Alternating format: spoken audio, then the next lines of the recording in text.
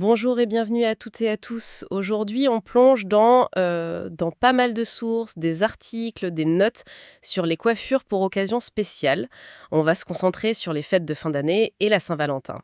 Notre mission, si on l'accepte, eh bien, c'est d'extraire des idées de look, des looks rapides, stylés et surtout faisables, quel que soit notre type de cheveux. Prête à démêler tout ça? Absolument. L'idée, c'est de voir un peu comment ces sources nous aident à jongler entre l'envie d'une coiffure sympa pour un événement et puis la réalité du temps qui manque souvent. C'est ça. Et ce qui est intéressant, c'est que les articles essayent vraiment de couvrir pas mal de choses, différentes textures, tu sais, bouclées, crépues, lisses, Oui. et puis différentes ambiances aussi, du festif au plus romantique. D'accord. Alors, commençons par les fêtes. J'ai noté que les sources insistent beaucoup sur la simplicité, la rapidité. Oui, c'est souvent le mot d'ordre. Le premier exemple qui m'a interpellé, le frohawk. Ah, le frohawk, Ouais. Décrit comme hyper simple, rapide et apparemment top pour les cheveux bouclés. c'est ça. Il suffirait d'une grosse pince et de quelques épingles plates. Ça a l'air presque trop facile, non? C'est vrai que la promesse est belle. Les sources mettent ça en avant, cette facilité, sûrement en pensant un peu au stress des préparatifs des fêtes, quoi. J'imagine, oui. C'est toujours cet équilibre entre le style et le côté pratique. Et l'avantage, c'est que c'est adaptable, comme tu disais, pour différents types de boucles.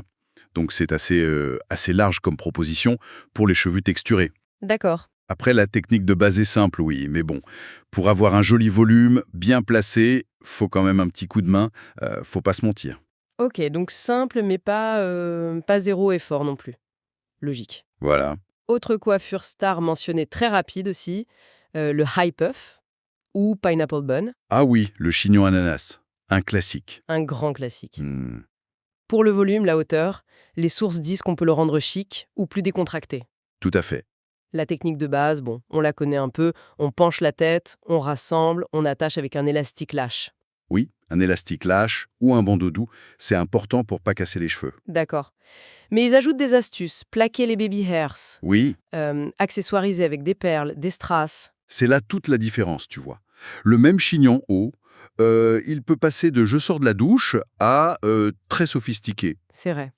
Le travail sur les petits cheveux du bord, là, les baby hairs, avec un peu de gel ou une cire, ou même l'ajout de quelques bijoux de cheveux, ça change tout. Et ils insistent aussi sur la préparation en amont, utiliser un produit qui définit les boucles. Ah oui, ça c'est un point clé. Pourquoi c'est si important, même pour un style simple comme ça?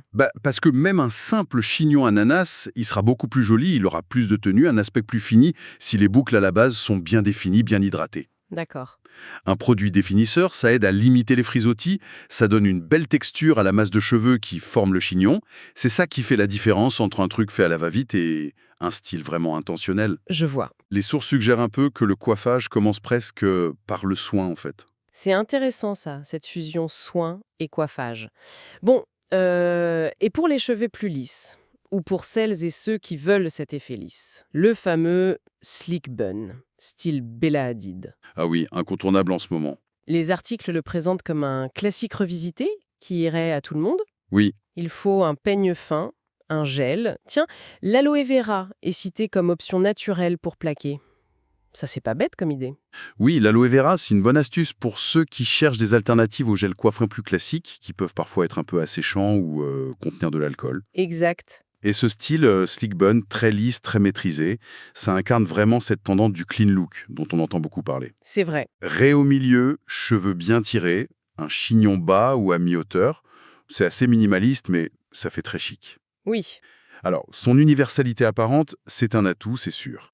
Mais bon, les sources ne détaillent peut-être pas toujours assez que pour obtenir cet effet ultra lisse, surtout sur des cheveux très épais ou très texturés, il faut souvent un produit qui a une bonne tenue, une tenue forte, et puis une certaine technique pour bien lisser. Oui, universel, ça veut pas dire identique pour tout le monde et aussi facile pour tout le monde. Exactement. Et pour une touche plus fun, toujours pour les fêtes, les articles proposent les two buns ou space buns. Ah, les macarons. Oui. Voilà. Là encore présenté comme super simple, raie au milieu, deux couettes qu'on enroule. Mhm.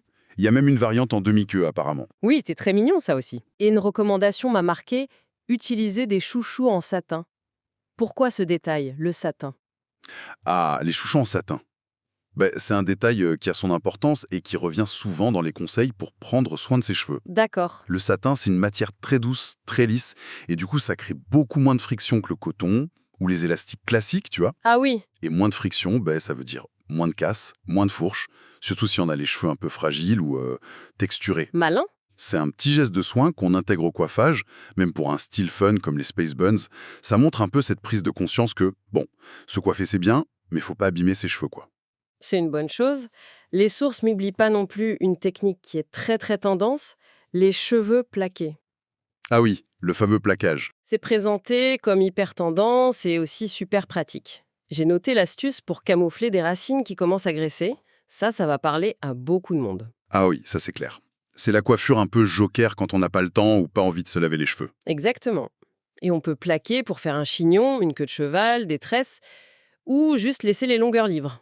C'est ça qui est intéressant, c'est la polyvalence. Une même technique de base. Lisser et fixer les cheveux sur le crâne, et hop, on a plein de résultats différents. Oui, Un chignon bas très strict, une queue de cheval haute plus dynamique, ou juste le dessus plaqué avec les longueurs ondulées. Ça s'adapte vraiment à plein de styles.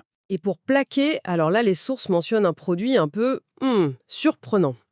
Un sérum spécifique qui est présenté comme anti-chute. C'est curieux, ça, d'utiliser un produit anti-chute pour se coiffer, non? Oui, c'est vrai que ça interpelle un peu.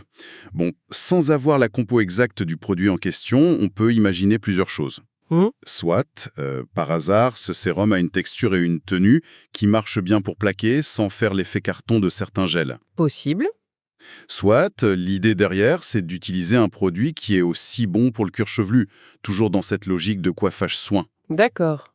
Ou alors, bon, faut être honnête, c'est peut-être aussi une façon pour la source de placer un produit partenaire. Difficile à dire sans plus de détails. Ouais, possible aussi. Mais ça illustre bien cette tendance des produits capillaires un peu multifonctions. C'est une piste. Allez, on termine ce tour d'horizon fait avec une inspiration un peu rétro. La ponytail 60s façon Ariana Grande. Ah oui, la queue de cheval 60s. Facile et stylée d'après les articles. On isole des mèches devant, on les plaque sur le côté, Mhm. on attache le reste en queue de cheval haute et le détail qui fait tout, retourner les pointes vers l'extérieur. Avec un fer ou une brosse ronde et le sèche-cheveux. Voilà un bon exemple de comment les tendances du passé reviennent. C'est cyclique, la mode. C'est vrai. Alors cette queue de cheval, elle demande un peu plus de boulot que les chignons ou les cheveux juste plaqués quand même. Ah oui, Ben oui, l'utilisation de la chaleur pour recourber les pointes, ça ajoute une étape technique. C'est plus seulement attacher ses cheveux, il y a un vrai geste de coiffage pour obtenir cet effet flic, très marqué 60s. d'accord. Le concept est simple, mais ça demande un peu plus de matériel et de précision que les autres peut-être. Bien noté. Bon, maintenant, si on changeait d'ambiance, on passe au côté plus romantique avec les idées pour la Saint-Valentin. Allons-y. Là aussi, les mots d'ordre ont l'air d'être rapidité et chic. Le premier sur la liste, le chignon bas. Ah, le chignon bas. Une valeur sûre. Intemporel, sophistiqué et rapide, insiste-t-il. Oui, c'est l'élégance discrète par excellence. Ça a ce côté un peu danseuse, très gracieux. Et les sources le présentent comme adapté à tous les types de cheveux, ça c'est bien. Oui, La technique de base, bon, une queue basse qu'on enroule, c'est assez accessible. et comme pour le slick bun. Exactement. On retrouve l'idée de le moderniser. Une raie au milieu, bien nette, les cheveux plaqués à la racine avec du gel ou... Tiens, revoya ce fameux sérum type anti-chute. Décidément. Il est partout ce sérum. Le message c'est, pour un look moderne et maîtrisé, on plaque les racines. On dirait bien oui. Ensuite, quelque chose d'un peu plus bohème peut-être. La queue de cheval tressée. Ah oui, j'aime beaucoup ça. Présentée comme décontractée mais quand même élégante. Oui, la tresse, ça ajoute tout de suite un détail, une texture qui rend la queue de cheval plus intéressante. C'est moins strict qu'un chignon, mais plus travaillé qu'une simple queue de cheval. C'est vrai. Et sa force, que les sources soulignent bien, c'est qu'elle est hyper adaptable. C'est-à-dire?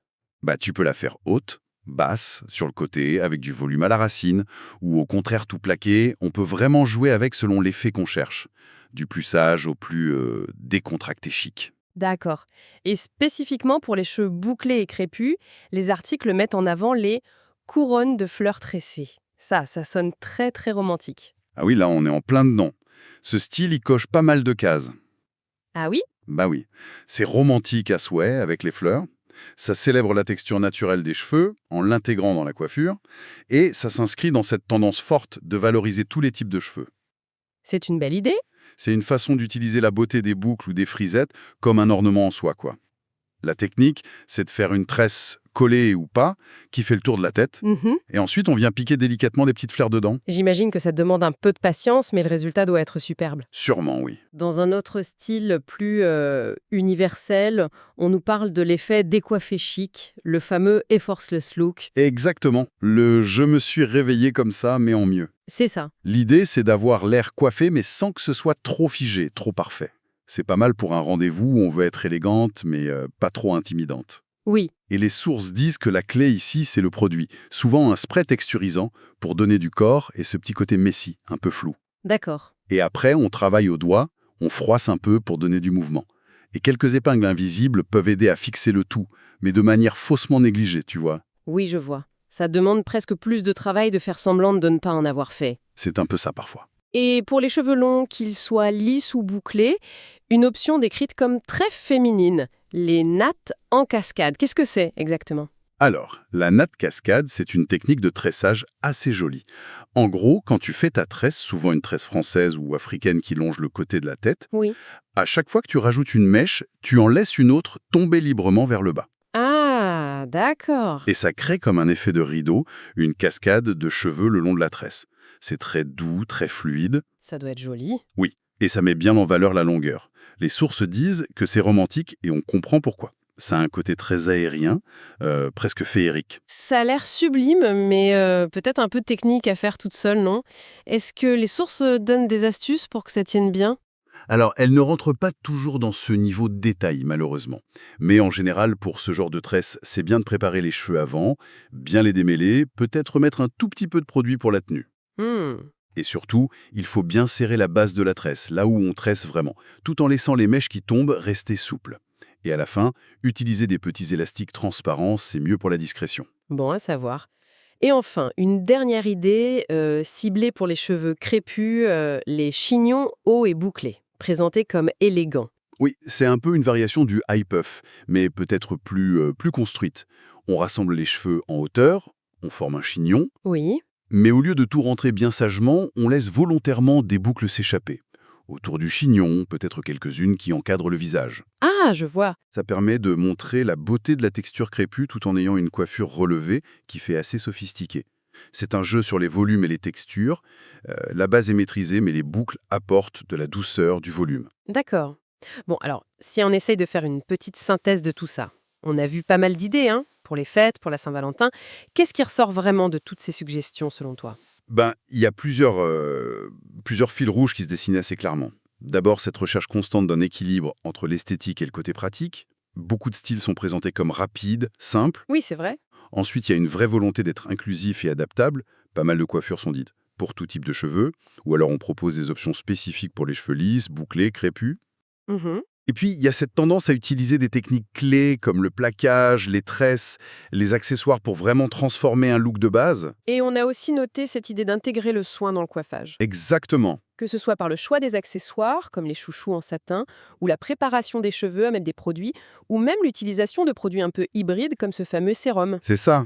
Les sources, même si elles restent focus sur le style, elles effleurent quand même cette idée que bien se coiffer, c'est aussi prendre soin de ses cheveux. Oui, Elles nous donnent une sorte de catalogue d'inspiration, quoi.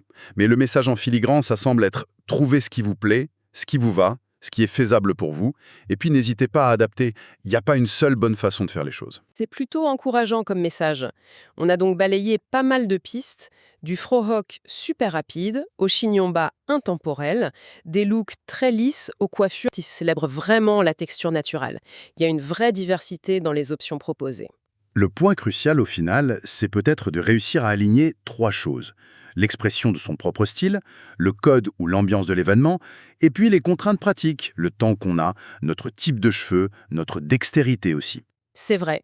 Et ces articles, ils donnent des pistes concrètes pour essayer de naviguer là-dedans. Ok, décortiquons un peu ça. On a vu des styles qui jouent sur la rapidité, comme le frohawk ou les two buns, d'autres qui misent sur une élégance plus classique, le slick bun, le chignon bas, et puis ceux qui mettent vraiment en avant la texture naturelle, comme le high puff ou la couronne tressée. Oui, Alors, qu'est-ce que ça nous dit tout ça? Peut-être que l'époque où il fallait absolument avoir les cheveux lisses et une coiffure hyper compliquée pour les grandes occasions, elle est un peu derrière nous. c'est possible, oui. Les options se sont comme démocratisées, Elle valorise différentes esthétiques, différents niveaux de compétences en coiffure. Et ce qui est fascinant, je trouve, au-delà des techniques elles-mêmes, c'est de penser à la coiffure comme une forme de langage, tu vois. Comment ça? Comment ces choix, même pour des styles qui paraissent simples, peuvent influencer notre perception de nous-mêmes et la façon dont on aborde un événement spécial. Ah oui, Ça soulève une question assez intéressante, je trouve. Quand on choisit une coiffure plutôt qu'une autre pour une fête ou un rendez-vous, mettons, un look très maîtrisé, très plaqué, versus un style plus libre, plus texturé, qu'est-ce qu'on exprime en fait? Consciemment ou pas? Sur nos intentions, notre humeur, notre rapport à l'occasion. c'est une réflexion intéressante, ça. Voilà, c'est une piste à explorer, sur la psychologie silencieuse de nos cheveux en quelque sorte. Qu'est-ce qu'ils racontent de nous?